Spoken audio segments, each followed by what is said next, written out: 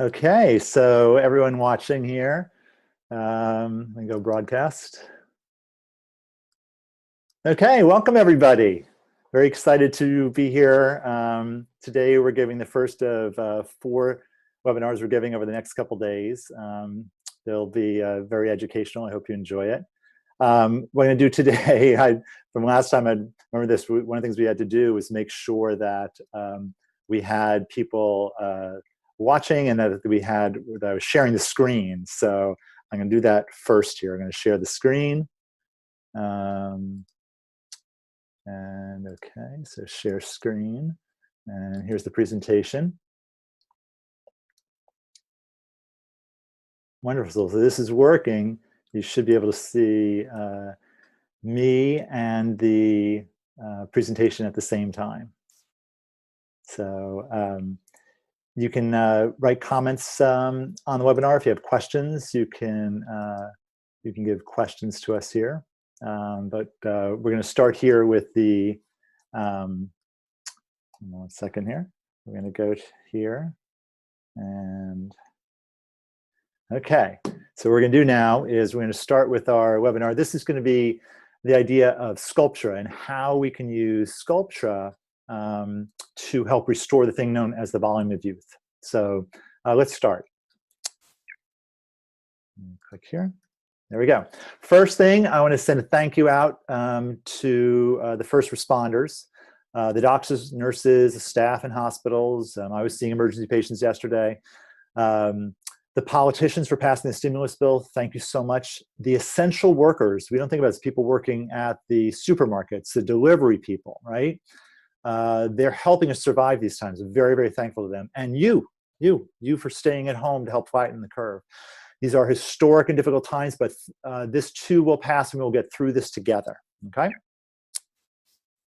Okay, and also, I want to make a special offer. People watching today, there'll be a $200 credit toward any future Sculptra treatment at the office with a special promo code we're going to show you at the end of the presentation, okay? So watch and there'll be a code at the end of the presentation.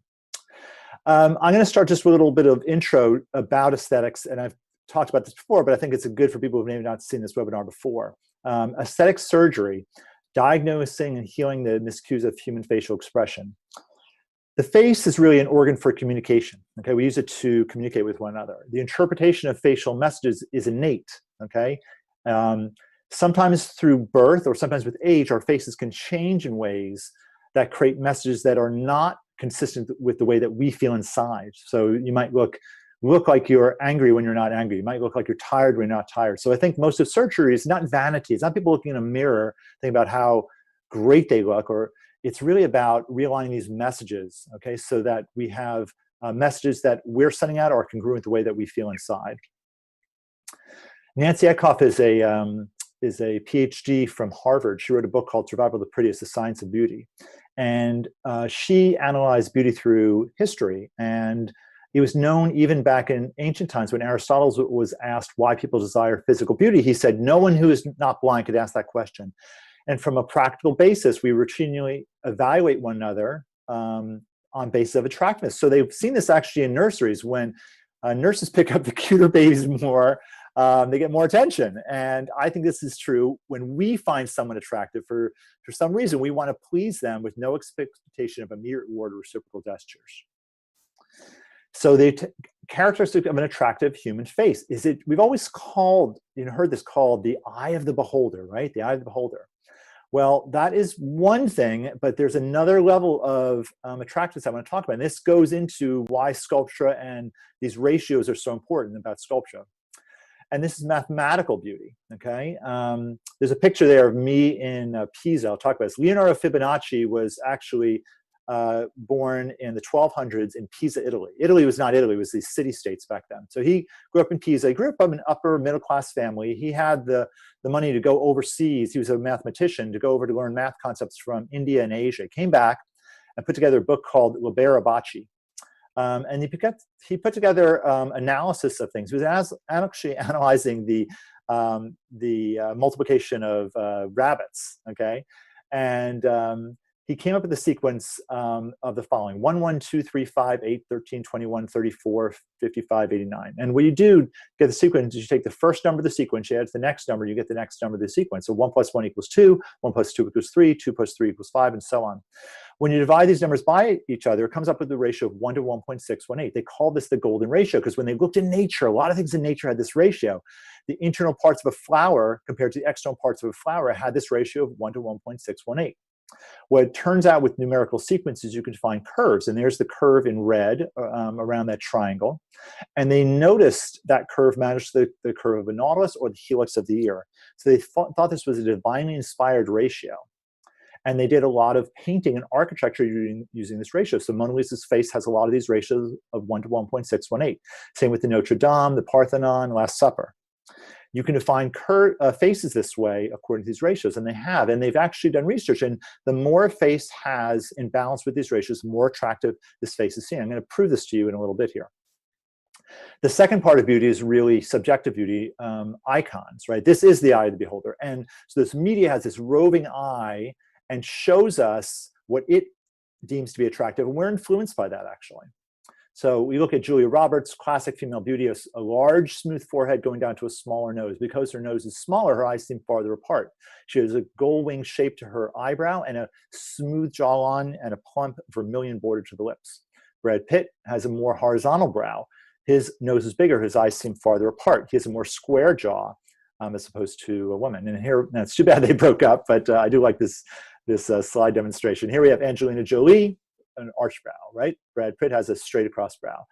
Her nose is smaller, her eyes seem farther apart. His nose is bigger, it seems closer together. She has a more tapered jaw, he has a more square jaw. So this is a series of, from a study, and they were looking at pictures of individuals, and they showed this picture, and they showed the picture on the left and picture right. And I will have you in your own mind, okay, or if you can comment here on the webinar, you can. The picture on the left, okay, who does that look like? Does that look like more of a man or a woman? So the picture on the left versus the picture on the right. Which one's the man, which one's the woman, right? And it shouldn't take too long. I think you should see it pretty instantly. You'll say probably that the left picture looks like the woman, right? And the right picture looks like the man. And interestingly, you have to say, I'm going to ask you why you're saying that, because it's a picture of the same person. Interesting, right? You're surprised to hear that. It's a picture of the same person. What they did, though, is they digitally darkened the eye region and the mouth region on the picture on the left. And that, in our subconscious brain, helps us interpret a face as more feminine. Men, we have more one color in general. Women have more contrast to their faces. It's one of the ways that we interpret male or female differences. And I'm going to talk about this in terms of Sculptra, too, here in a little bit. So here's Jessica Biel, and with makeup, that women know, they know this, they take advantage of this. She's wearing eye makeup and lip makeup, and it makes her look more feminine. The eyes are the window to the soul, and we tend to look at the eyes and the mouth region a lot, and the face, skin, and the facial contour second. Our central face, there was a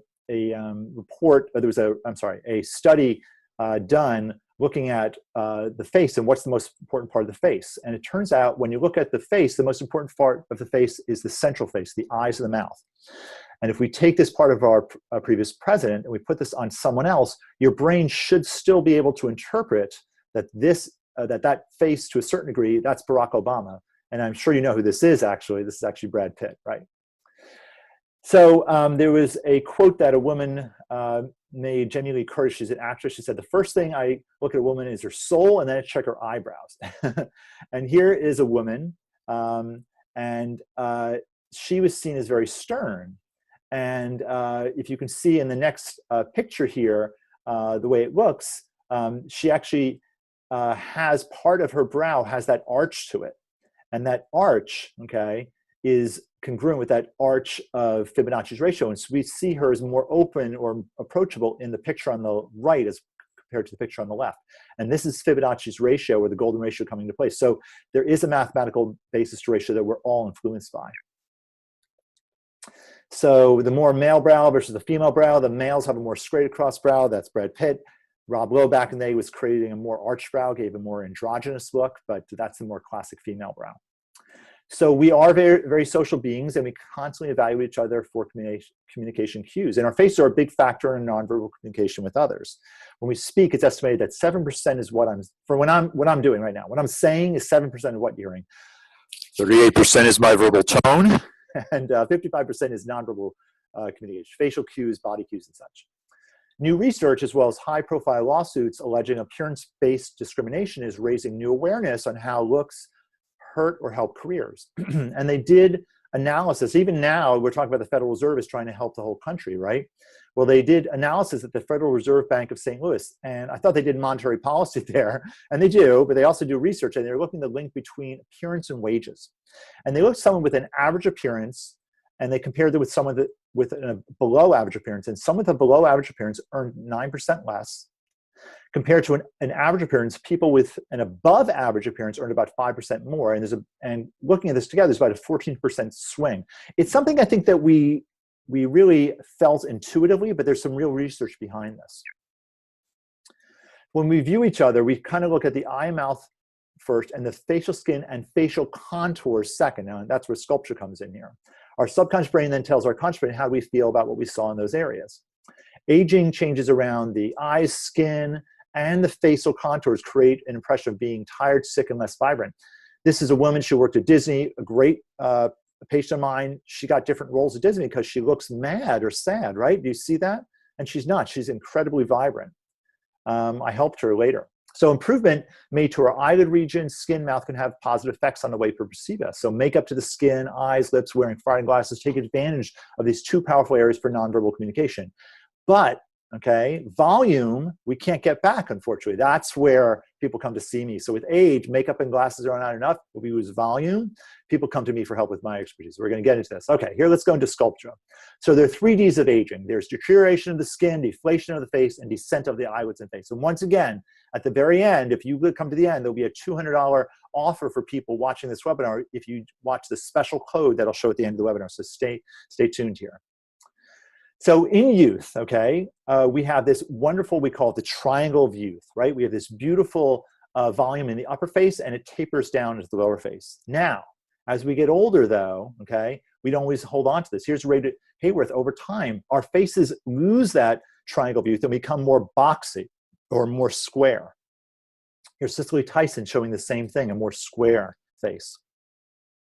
It's like our faces have an inflated beach ball, and then over time we'll actually deflate the beach ball. That'll happen. We lose facial volume. And here's a picture of a tulip, and the tulip is sitting upright in the picture on the left. Now, what happens on the right? Why is it drooping? You know, some people say, well, gravity is acting on it. Well, you know, I'll tell you guys, gravity doesn't change. Gravity is always the same, okay? So gravity is not acting more. What happened, it lost something. Do you know what it lost? I'm going to tell you, it lost its water. It's lost its volume, okay?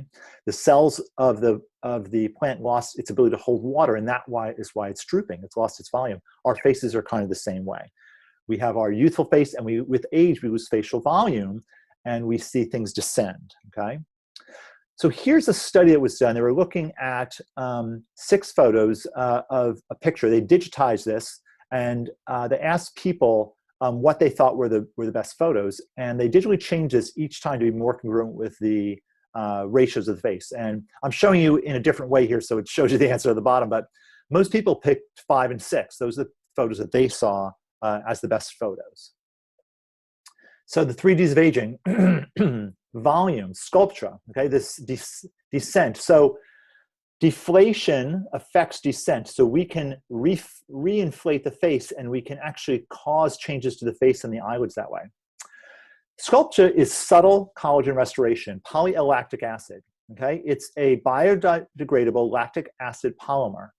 For decades, we've been using this suture material called Vicryl, okay? It's suture that we use deep in the skin. And what we found out is that we put this deep in the skin, the body would build collagen around it, made the skin stronger so that we could take the surface sutures out sooner. It stimulates epidermal thickening and neocollagenesis. Initially, when people were doing this, they concentrated too much, and we had lots of bunches of collagen called nodules. We don't do that anymore, but if you look it up, that's what has happened in the past. It's not a quick fix. It's not an overnight miracle. It replaces the lost collagen, giving a natural look appearance without giving it away. It's a series of treatments over about 2 to 3 months, 2 to 3 over a few months, sorry. And the natural collagen builds after each treatment and can last 2 to 5 years. And I call it looking better gradually. I have people who are newscasters who I do this for in my area, evening newscasters. And I like this because they can just get this done the weekend. And when they go back, I'm going to talk about this, it goes away in about a day or two and then builds back over time. So they look more natural that way. So here's the skin. We see all the collagen fibrils there. This is younger skin, and we have nice fat pads there, okay? As we get older, we have decreased fat, and we have wrinkles appear in the skin that decrease collagen. Okay, it's the appearance of aging face. So Sculptra is collagen stimulated. It replaces lost collagen, restores the natural fullness of youth. There's no allergy testing, doesn't contain any human, animal, or bacterial components. It's naturally absorbed by the body. I was asked by this book that I have on Amazon called The True Definition of Beauty. The New York Post had me evaluate the candidates for mayor, 2 mayor's races away, for their nonverbal communication. And in these cases, I was looking at facial ratios amongst other things. And here's Anthony Weiner back in the day. He has a more big jaw from chewing. He has that bulge in his jawline. That changes the facial balance. And John Castamedas had more fullness in his jawline. So I actually evaluated faces. I created a fake after picture, and they featured it in the New York Post. I didn't realize everyone who read that, but Howard Stern saw that.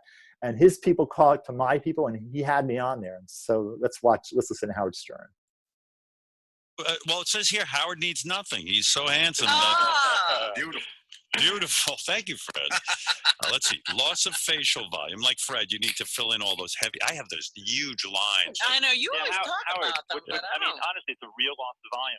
Howard, for you, what I was saying, really, the eye and the mouth. So the eye area, I was saying, if you could, it would be surgery, okay? But if you could do surgery for the eyelids, I do that stuff with lasers.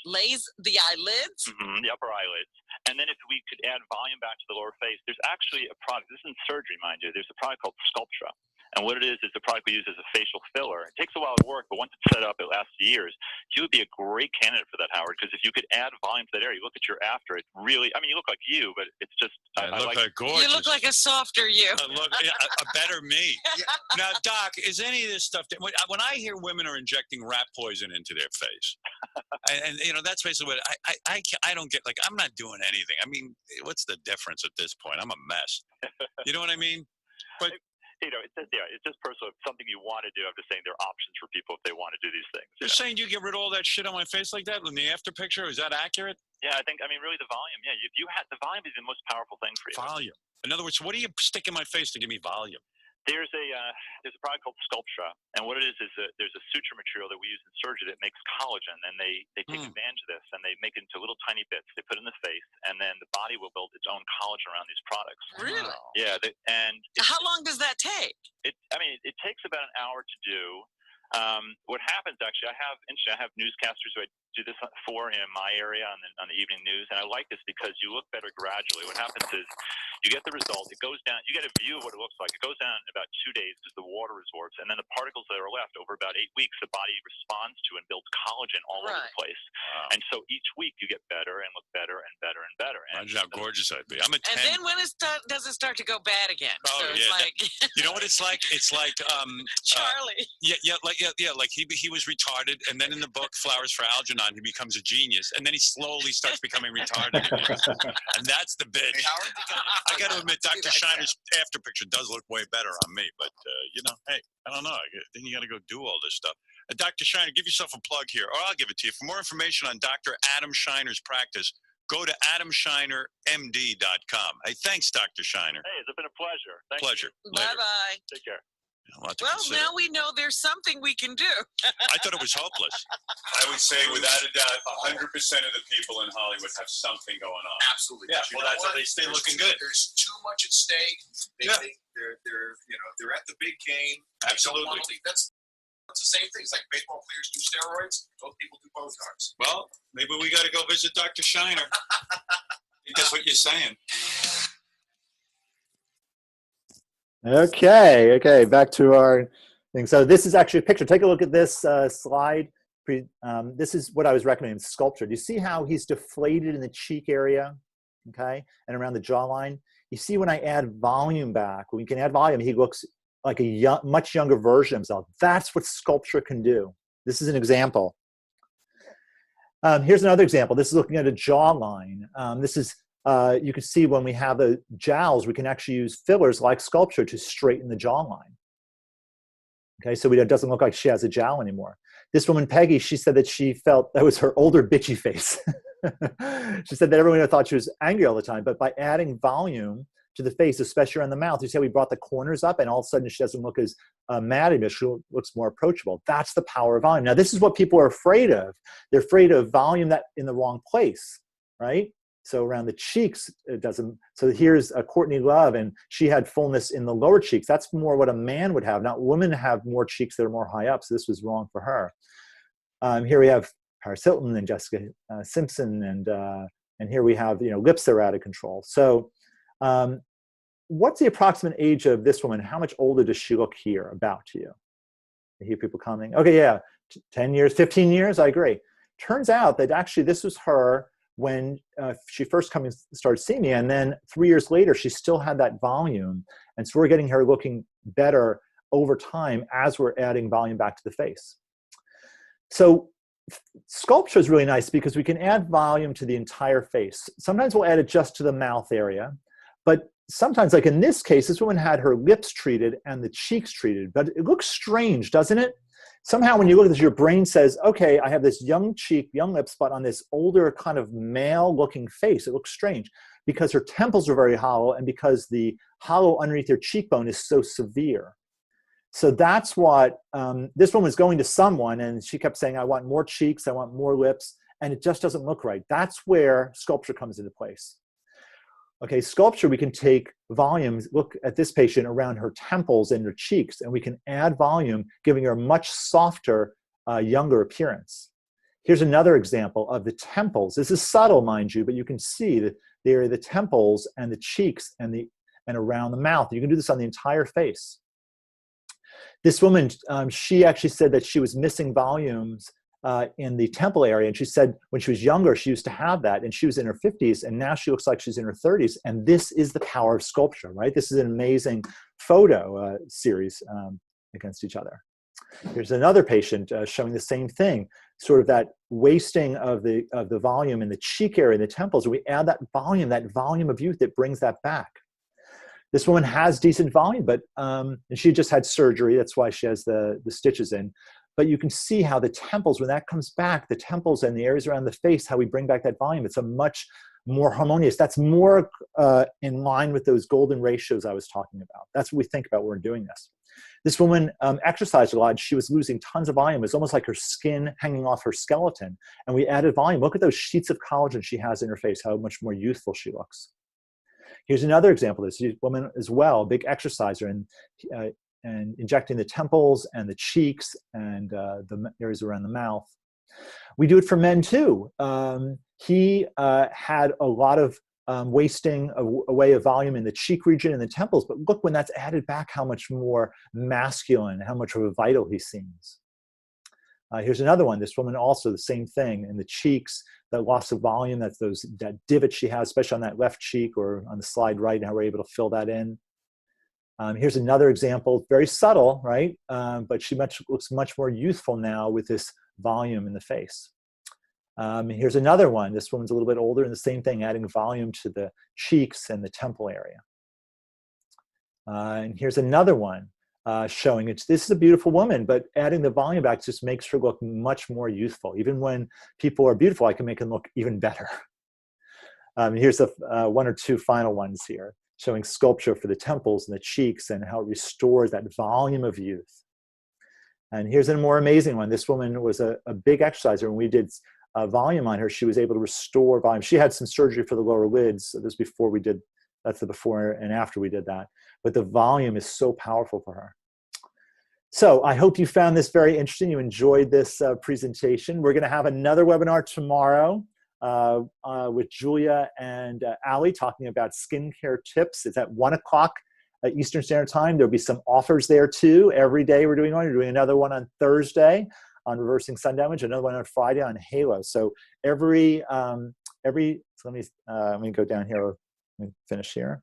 So I want to thank you for your attention. We're having a $200 credit toward any future Sculptra treatment at our office, okay? Use the promo code Sculptra2020 to receive your credit. Write that down, okay? You want to click the link in the webinar. I'm going to put it in the Facebook page here. Hold on a second. And we'll put it in the webinar too. Give me a moment here so that people can just copy it. Okay, copy.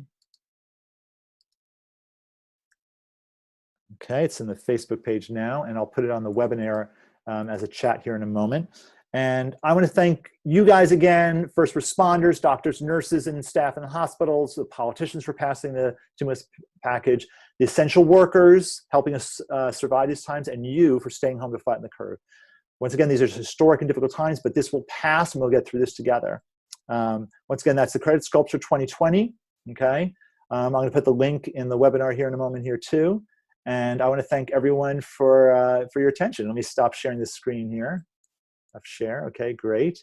And we put it in the chat here. Can I chat here? Q&A. I'm learning how to do this also, actually.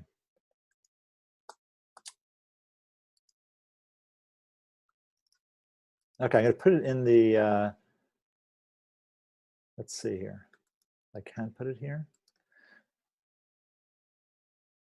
I'm seeing if I can. Q&A more. Nope, I guess I can't do that right now, but I'm trying here. Okay. Well, anyway, guys, I want to thank you so much for tuning in. This was awesome. Tune in tomorrow, 1 o'clock Eastern Standard Time for Julia and Allie. She's going to be on. And then there'll be other webinars on Thursday. I'm doing one on reversing sun damage. And on Friday, we have Julia coming up, and she's going to be talking about halo. So thank you for watching. Everyone stay safe, and bye for now.